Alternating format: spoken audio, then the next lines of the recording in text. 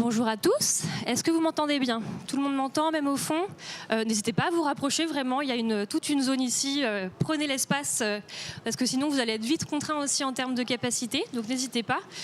Puis même en termes de micro, ils ont un micro, mais c'est plus pratique aussi pour voir leur visage, vu qu'on a le droit d'être à découvert en tant qu'intervenant pour cette session-là.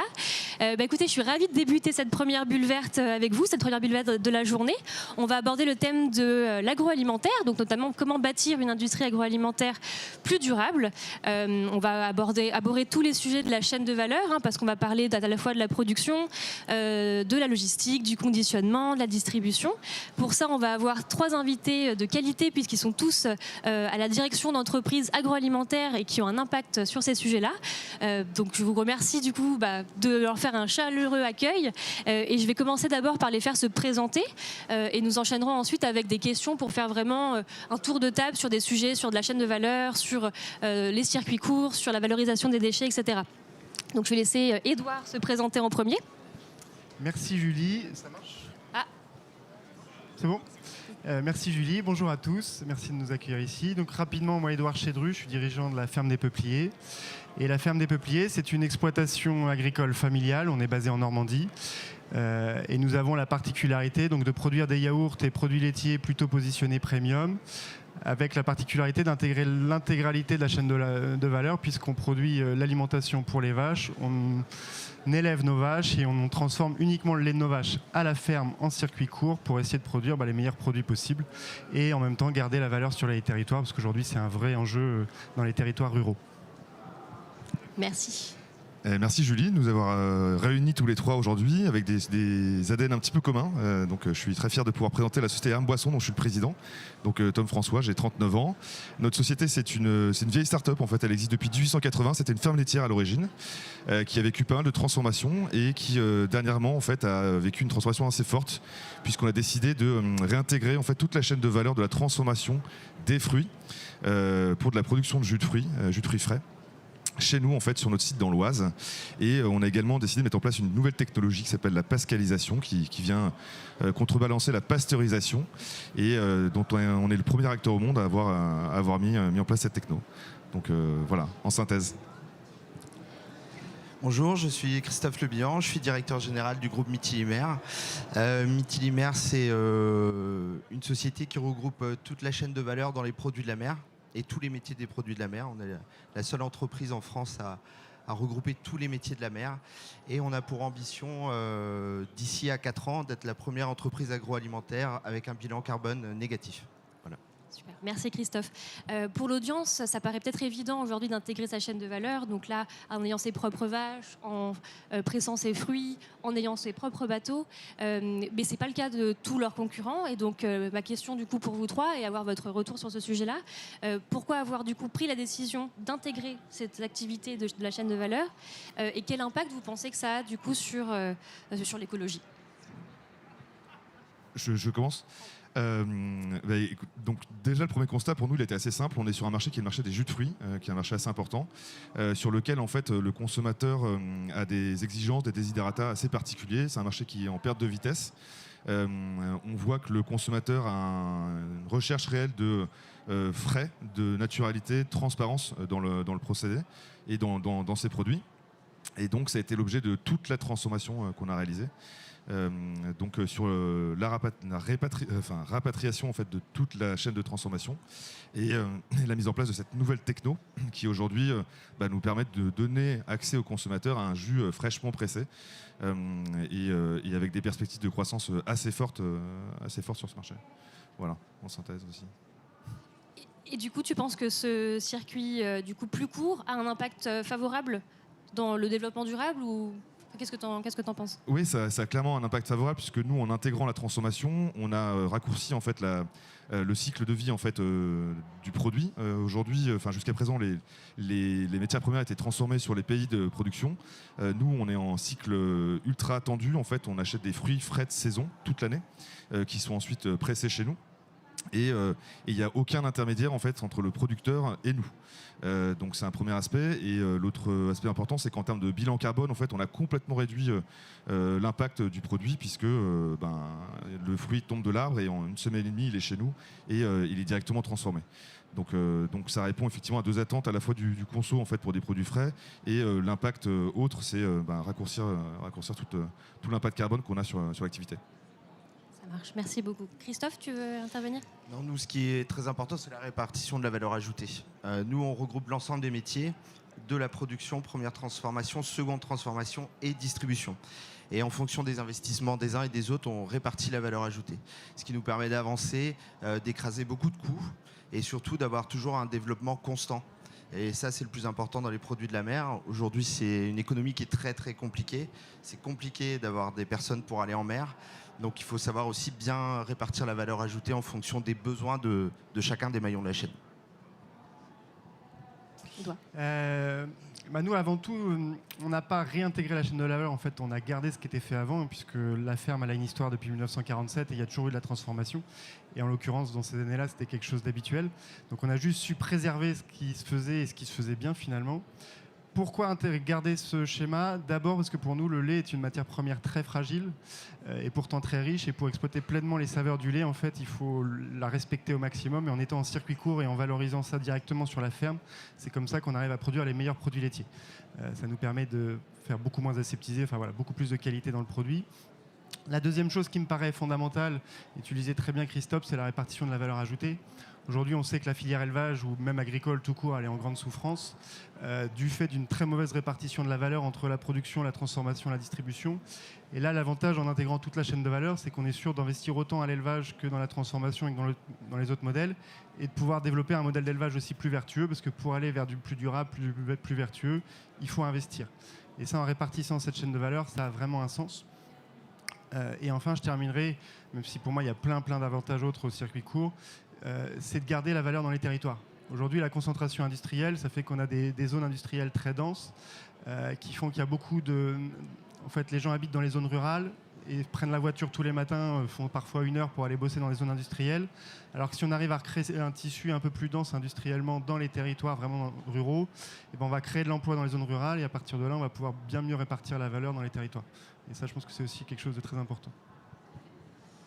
Merci beaucoup. Et on ne se rend pas forcément compte là quand vous en parlez, mais il y a aussi une autre chose qui va lier les 3 entreprises, c'est vraiment leur mission de valorisation des déchets. Est-ce que vous pouvez expliquer un peu ce que vous avez mis en place et en quoi du coup ça a été un choix décisif stratégique pour vous ? Est-ce que finalement l'écologie a été plus une sorte de dommage collatéral finalement de faire ça dans un mouvement durable ou c'était une vraie stratégie commerciale et au passage il y avait aussi un mouvement durable ? Non, nous, ça fait partie de l'ADN de l'entreprise. Donc, on a travaillé avec l'INRA en 2012. Donc, on a fait une publication scientifique sur le bilan carbone de la moule. Voilà. Donc, aujourd'hui, la moule est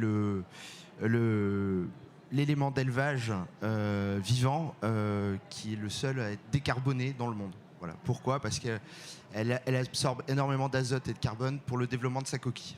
Donc à partir de ce moment-là, en 2012, on a créé toute une chaîne de valeur, de valorisation des coproduits.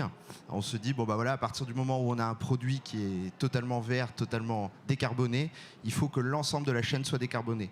Et ça commençait par le traitement et la gestion des coproduits. Donc on a déposé un brevet au niveau mondial sur un hydrolysat enzymatique qui nous permet aujourd'hui de détacher sur les coproduits la partie organique de la partie coquille. Et on valorise et la partie organique et la partie coquille suivant des réseaux de distribution. Et tu viens d'investir en plus dans tout récemment, non ? C'est un gros challenge pour nous parce qu'on vient de faire un investissement de plus de 20 millions d'euros avec une nouvelle usine qui va nous permettre de rentrer, parce que nous, on travaille l'ensemble des produits de la mer, alors aussi bien des moules que des poissons. Et en fait, l'idée, c'est que tout ce qui rentre, tout ce qui va sortir de cette usine sera totalement valorisé. Il y aura 0 déchet à repartir. Et alors, pour bien comprendre, à qui tu vends du coup ce coproduit, à la fois la poudre du coup de. Alors, effectivement, il y a 2 réseaux totalement différents. Le premier réseau, c'est la matière organique que l'on vend essentiellement aux industries agroalimentaires pour faire du fumet dans les plats préparés. Et la deuxième partie, c'est la partie coquille, mais qui elle a un spectre extrêmement large, aussi bien pour les autoroutes que pour des lunettes de marques très connues. Donc voilà, c'est du bioplastique, et beaucoup de choses de ce type-là. Merci beaucoup. Je vais prendre le relais. Donc, c'est une excellente question. Je pense que c'est une préoccupation qui est très importante pour tous les consommateurs, mais aussi pour les industriels, puisqu'on est quand même en amont en fait des consommateurs. Nous, dans le cadre du projet de transformation, donc la réintégration de la transformation, effectivement, on a dû faire tout un travail de sélection des fruits frais. Et donc on génère du déchet de fruits aujourd'hui sur notre site. Qu'il a fallu gérer et valoriser. Aujourd'hui, les déchets, ça a un coût. Ça a un coût parce que on est tous, en tant qu'industriels, en fait, on a l'obligation en fait, de donner une seconde vie à ces déchets, donc de chercher des solutions. Donc, je trouve que c'est un aspect plutôt positif. Le travail qu'on a effectué depuis 2019, c'est étudier les différents schémas de valorisation en fait, de tous nos déchets, de tous nos coproduits. Donc nos pommes, qui sont par exemple des pommes françaises, puisqu'on a l'avantage d'être basé en France, donc on peut transformer des produits locaux aussi, sont revalorisés donc, sur plusieurs pistes. Aujourd'hui, on fait de la méthanisation, donc il y a une vraie demande en, fait, en énergie et en coproduits en fait, sur les centrales de méthanisation. On travaille aussi avec des agriculteurs, en fait, on fait du feed, donc de la nourriture animale. On travaille aussi sur des projets de compostage, biocompostage. Et dans la mesure du possible, on essaye au maximum en fait, de valoriser le déchet. Et le valoriser, en fait, c'est de valoriser intelligemment avec des acteurs locaux et donc de garder en fait, toute cette valeur sur le territoire. L'autre aspect, c'est par exemple sur les agrumes. Donc on presse beaucoup d'oranges en fait, sur notre site. Là, en fait, le traitement est un peu différent. On fait effectivement de la méthanisation, mais on travaille avec d'autres sociétés en fait, qui veulent développer, veulent réutiliser en fait, les déchets d'orange pour en faire des ustensiles qui remplaceraient du plastique. Donc on a en ce moment un projet d'investissement qui peut potentiellement se faire à proximité de notre site qui en fait consiste à réutiliser toutes les pelures d'orange pour pouvoir constituer des verres réutilisables, biodégradables et comme ça en fait faire un cercle un petit peu vertueux.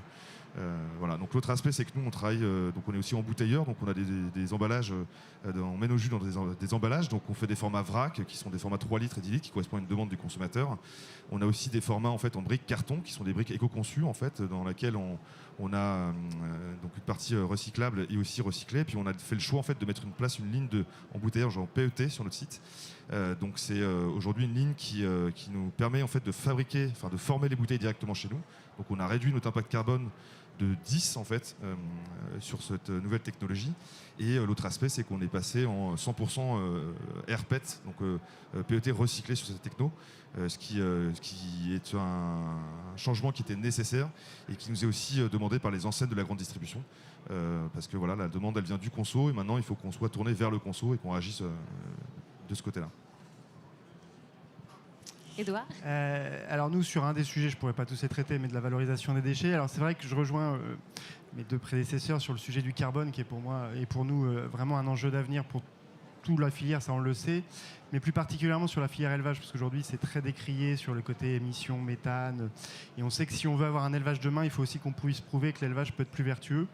Donc c'est pour ça qu'on s'est vraiment, avec mon frère, lancé dans des investissements assez importants au niveau de la ferme sur justement cette gestion des déchets, cette valorisation du carbone.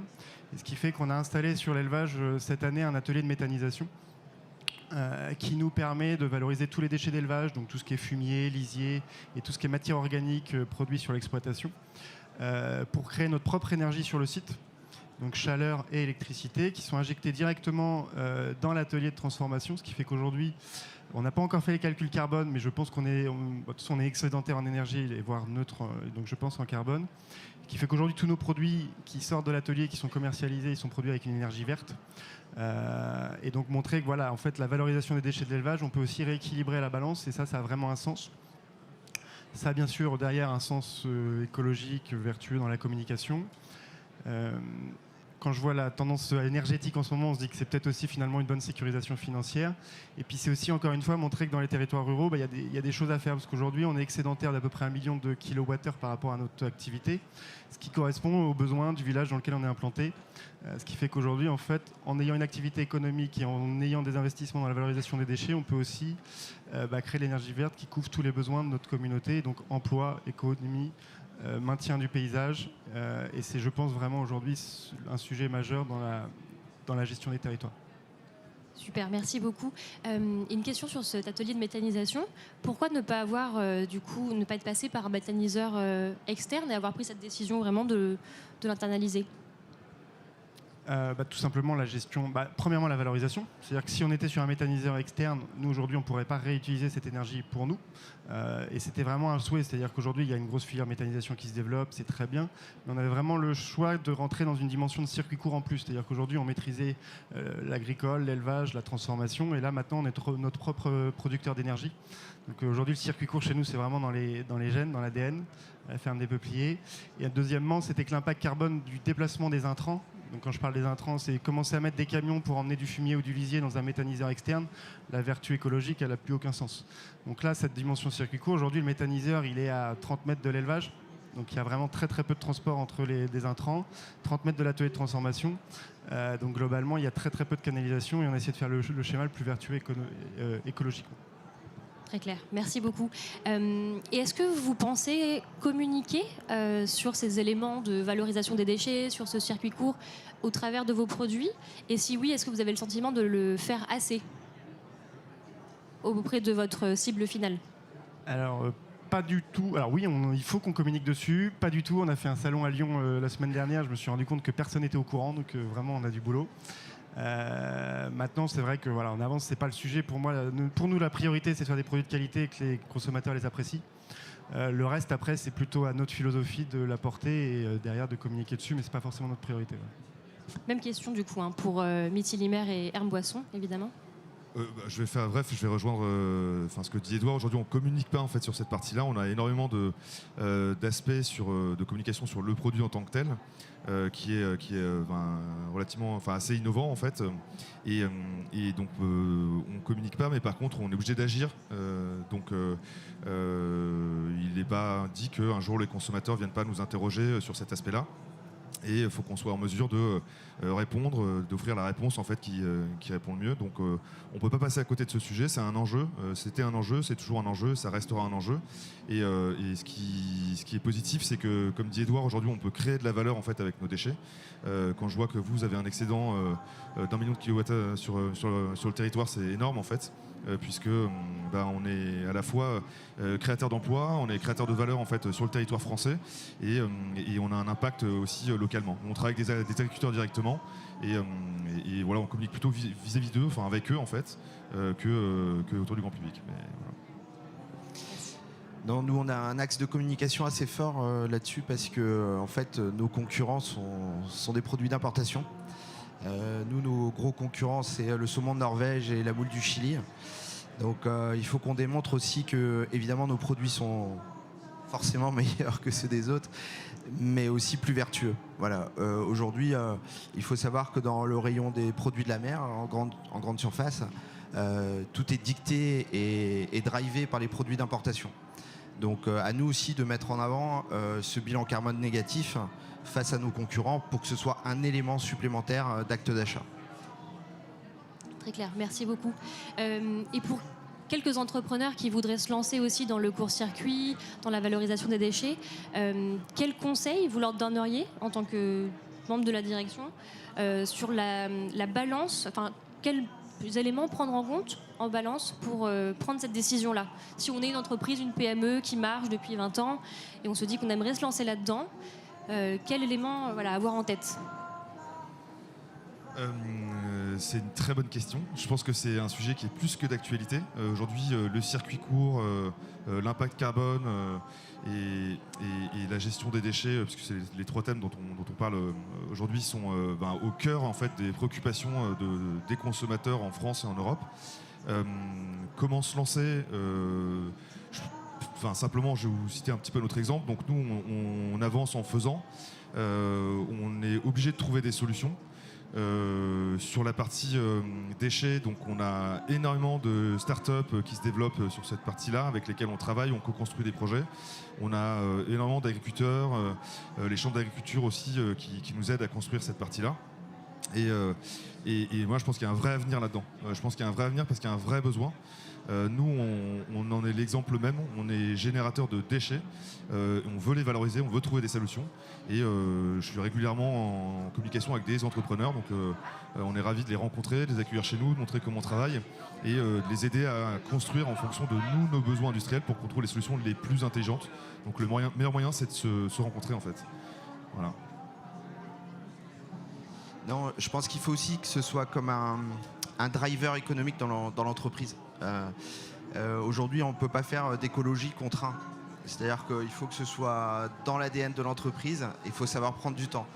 Nous, entre la première étude qui a été faite en 2012 et l'usine, il va y avoir 10 ans qui vont s'écouler.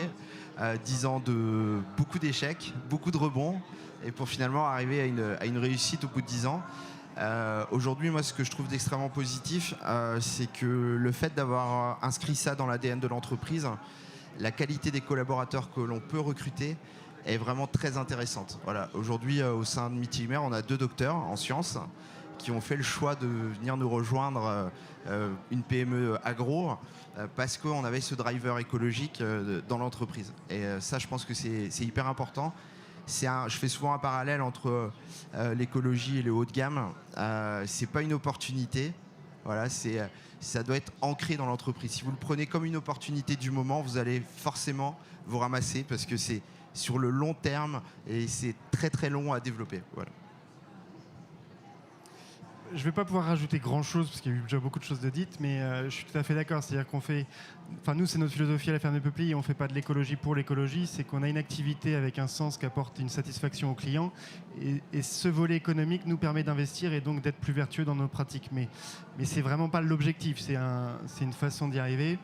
Le circuit court, nous, on a ça dans l'ADN. Donc, bien sûr, il faut y aller. Et je pense que c'est vraiment important parce que c'est une vraie façon de répartir la valeur et qu'aujourd'hui, dans l'écosystème, c'est important. Ceux qui souhaitent se lancer, il faut bien analyser qu'est-ce que ça apporte dans votre modèle. Il ne faut pas que ça soit uniquement économique. Il faut vraiment que ça... Enfin, nous, le circuit court, c'est pas juste une maîtrise des charges, c'est vraiment une maîtrise de la qualité. Donc, qu'est-ce que ça apporte au produit final? Parce que ça, c'est essentiel. Et puis surtout de savoir bien s'entourer, parce que nous, on a vraiment plein de métiers différents et vaut mieux avoir des gens compétents dans chaque métier, mais ça, c'est pour chaque entreprise, je pense. Mais voilà, c'est un vrai sujet dans les circuits courts d'intégrer. Voilà. Je rebondis sur ce que tu as dit, Christophe et Édouard, sur le sujet de la main-d'œuvre, en fait, finalement. Pour l'audience, je ne sais pas si tout le monde est au courant, mais c'est vrai que l'industrie, et notamment l'industrie agroalimentaire, vit quand même des vraies difficultés à recruter, tout simplement.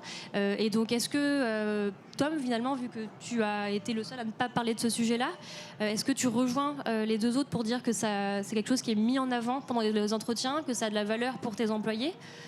Ou finalement c'est quelque chose qui n'a pas encore une grosse importance pour eux, ils ne le comprennent pas encore assez pleinement?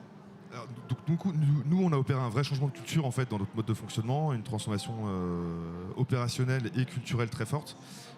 Donc il faut l'expliquer aux équipes et créer de l'engagement autour de ça. Donc il faut redéfinir en fait nos valeurs et la direction qu'on veut prendre en fait sur le long terme, parce que c'est quand même des positions qu'on prend sur plusieurs années. Hein. Donc dans l'industrie, on s'engage sur le long terme. Et aujourd'hui, on voit que ça crée auprès des équipes en fait. Il y a un sentiment d'appropriation quand on engage ces démarches-là. L'autre aspect, mais bon, qui est un peu plus, qui n'est pas annexe d'ailleurs, mais qui est très important, c'est que, je le disais tout à l'heure, on essaie d'être au plus proche des attentes des consommateurs, d'être vraiment en phase avec ce qui se passe. On ne peut pas prendre de retard. Et cet aspect-là, il est primordial. J'ai dit qu'on ne communiquait pas là-dessus, mais dans notre démarche, c'est quelque chose qui est vraiment clairement qu'on peut pas éviter. donc je ne sais pas si ça répond à la question, mais globalement, je pense que quand on est un industriel de l'agroalimentaire, il faut être sur ses deux pieds en fait. Avoir la colonne vertébrale droite et tout ça en fait ça fait partie de choses qui sont indispensables. Enfin, je vois que tous les trois on a à peu près les mêmes démarches en fait, hein, donc je pense que c'est pas des épiphénomènes. On a l'agilité en fait de répondre aux problématiques actuelles et d'essayer de s'y adapter pour le long terme, donc on fait des choix et je pense que ça engage tout le monde chez nous aussi. Édouard, j'ai vu que tu avais fait un nom de la tête quand j'ai dit qu'on avait des difficultés à recruter. Tu n'as pas de difficultés à recruter? Non, enfin, si, forcément, je ne vais pas dire que c'est facile, mais clairement, aujourd'hui, on sait que les gens ils recherchent du sens dans leur travail et que quand on commence à donner justement, à insister beaucoup sur les valeurs d'entreprise, de ne plus avoir seulement une finalité économique, ça facilite tout le travail derrière. Aujourd'hui, l'attachement les équipes chez nous sont attachées à la boîte, ils sont fiers de ce qu'ils font et ça facilite énormément le recrutement, ça facilite énormément le travail, la motivation et donc en fait, c'est des investissements qu'on ne perçoit pas forcément dans la valeur économique, tous ces investissements sur l'écologie, mais aujourd'hui, on le retrouve dans la performance globale de l'entreprise parce que les consommateurs s'approprient l'entreprise, les produits, les salariés se l'approprient et ça change complètement toute la dynamique. Donc ouais, aujourd'hui, on ne peut pas dire qu'on a du mal à recruter, non. Non, mais je vais rejoindre totalement Edouard là-dessus. Aujourd'hui, effectivement, tous nos collaborateurs, les nouveaux entrants, cherchent à donner du sens à leur carrière. Et quand vous avez fait cette démarche depuis le début, ça se ressent. On a très peu de turnover. L'histoire de notre entreprise plaît.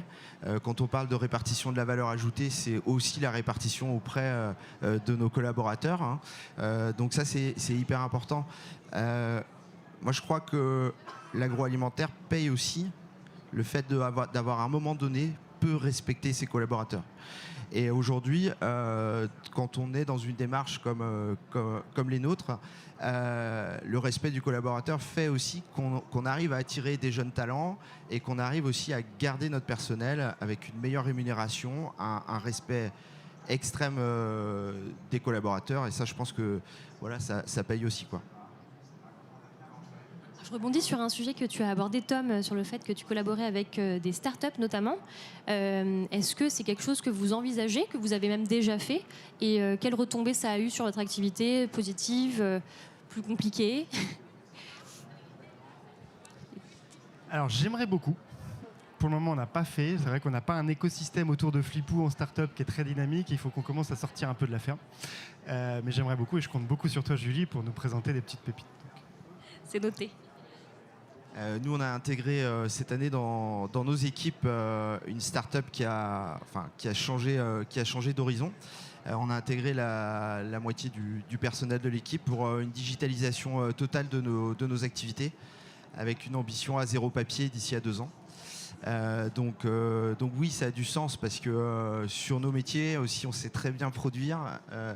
On sait très bien distribuer, souvent de mieux en mieux. À la ferme des Peupliers, on a un bel exemple. Mais aujourd'hui, voilà, intégrer cette digitalisation, on a beaucoup de choses qu'on fait en doublon. Donc nous, on a intégré voilà, 4 personnes du digital dans notre entreprise pour justement accélérer là-dessus. Ouais. Enfin, je ne sais pas si la question était aussi pour oui, moi, rebondis. Donc je disais que nous on est une vieille start-up, je l'ai précisé au début. On vient d'un univers où on avait des modes de fonctionnement très cadrés et ont un manque très très fort d'agilité. Je pense que l'industrie agroalimentaire parfois c'est un petit peu recentrée sur elle-même. Aujourd'hui, les démarches qu'on a tous, c'est d'être plus en phase avec le conso, je me répète, et ça nécessite de pouvoir être réactif le plus possible. Donc on travaille avec des startups, mais on essaie aussi d'avoir un mode de fonctionnement startup. Pour moi, ce qui définit le plus la startup, c'est l'agilité, c'est tester, c'est faire des choses nouvelles, essayer, et c'est important pour nous, pour nos équipes, de se donner en fait, de prendre le risque en fait de faire des choses nouvelles, et sur le long terme en fait, ça nous permet de faire de l'innovation constamment, de chercher des nouvelles solutions et d'avoir cette démarche en fait qui est importante. Sinon, on finit par s'endormir en fait sur nos lauriers et globalement, on est vite déconnecté de la réalité. Voilà. Mais d'ailleurs, vous parlez souvent du fait que la demande de développement durable, de circuits courts, elle est plus tirée par le consommateur final. Est-ce que vous diriez qu'il y a aussi une pression en fait en amont? Bon alors, pour le coup, Édouard, toi, peut-être pas parce que tu es l'amont, mais en fait, Christophe aussi. Bon, bah Tom, tu n'es pas exactement l'amont. Est-ce que tu as l'impression que la pression se trouve aussi au niveau de tes fournisseurs de fruits? Alors oui, la pression, elle se trouve auprès de nos fournisseurs de fruits. Par exemple, on achète nos pommes en France et eux aussi, en fait, commencent à mettre en place des démarches. Donc nous, on les incite aussi à évoluer en fait vers des démarches plus environnementales. Donc on travaille notamment sur des démarches HVE avec certains producteurs. Ils nous aident aussi sur la gestion de nos coproduits, nous mettent en relation avec d'autres producteurs, trouver des solutions, puisque eux en fait ont aussi à gérer des coproduits. Donc l'amont est clé. Nous aujourd'hui on a un maillon central en fait de la chaîne et l'idée c'est d'emporter tout le monde puisque la vraie valeur c'est l'aval en fait. Elle vient de là et donc faut arriver à transformer sur toute la longueur. Et c'est comme ça qu'on crée des relations, des liens durables avec nos fournisseurs pour être en phase avec le marché. Claire, merci. Et là, j'ai plus une question pour Christophe et Édouard. Intégrer sa chaîne de valeur, ou en tout cas la garder comme elle était, ça aussi pose des questions de risque finalement, parce que si les vaches sont toutes malades, si mes bateaux sont cassés, on n'a pas quelqu'un d'autre vers qui se retourner, une entreprise externe vers qui se retourner. Donc comment vous vous protégez de ces risques-là?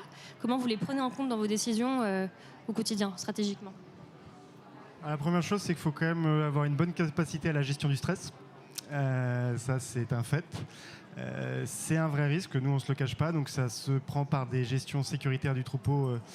Mon père à l'origine était vétérinaire, donc on a vraiment dans toutes nos pratiques, c'est un des sujets de préoccupation prioritaire, c'est la gestion du troupeau et de la santé du troupeau. Donc ça se gère quand même le risque. Et dans notre stratégie de développement, on a commencé à dupliquer le modèle, puisqu'on le sait, nous notre limite dans notre modèle c'est la capacité à avoir du lait.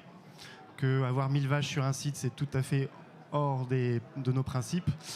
Et donc ce qu'on a fait dans notre gestion du risque et dans notre modèle de développement, c'est qu'on a dupliqué le site historique. Aujourd'hui, c'est 3 sites avec des vaches, des cultures pour produire des fourrages et des ateliers de transformation sur place. Donc c'est un modèle économiquement assez lourd à porter et à développer, mais qui garde vraiment la valeur du circuit court dans son développement. Parce que ce que je pense que c'est important, c'est parler de son ADN, c'est bien, mais ce qui est important, c'est de vraiment le vivre. Et donc on commence à avoir aujourd'hui 3 sites qui va nous permettre de gérer un peu mieux ce risque-là. Mais c'est le sujet. Non, je rejoins Édouard sur la gestion du stress. C'est sûr que voilà, on est souvent réveillé la nuit.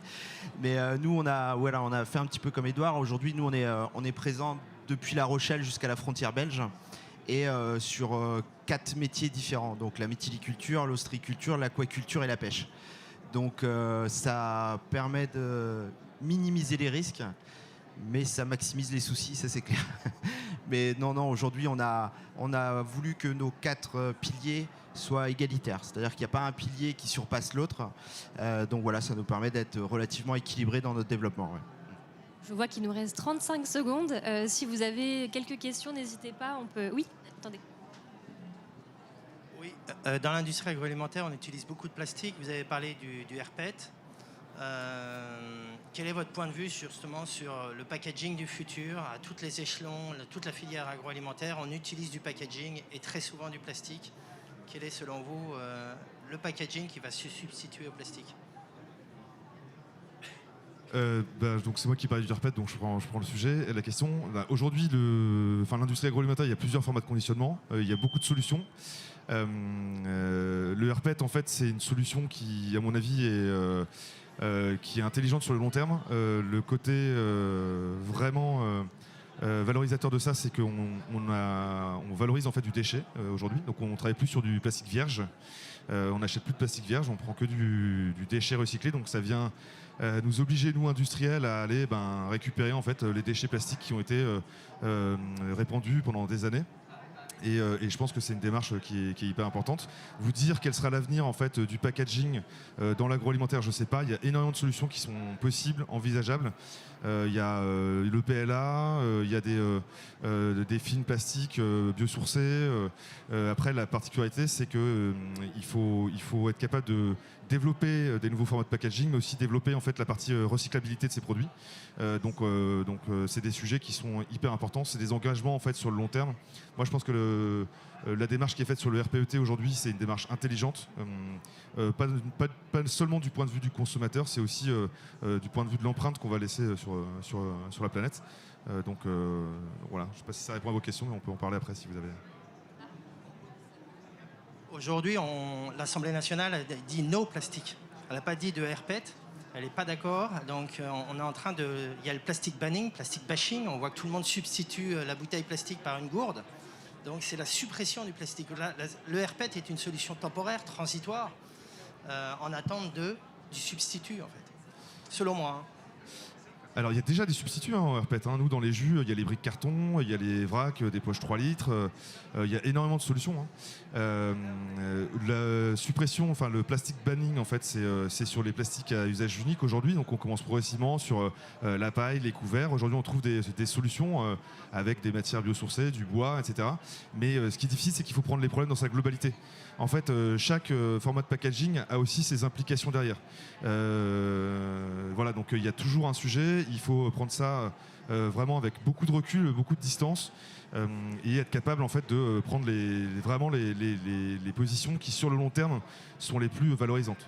Donc on peut échanger. Moi, je suis hyper ouvert sur ce sujet-là. On a fait le choix du PET chez nous, le RPET par contre, et on pense que c'est un cercle vertueux. Voilà. Je vais être obligée de couper. On me fait signe. Si vous voulez peut-être conclure par un petit mot que vous aimeriez adresser à l'audience, ou pas. Non, ou pas. On va conclure là-dessus. Non, mais juste merci. Et puis, vous l'avez compris, pour ceux qui veulent entreprendre dans les circuits courts, allez-y, parce que d'abord, c'est fun, et puis c'est bien.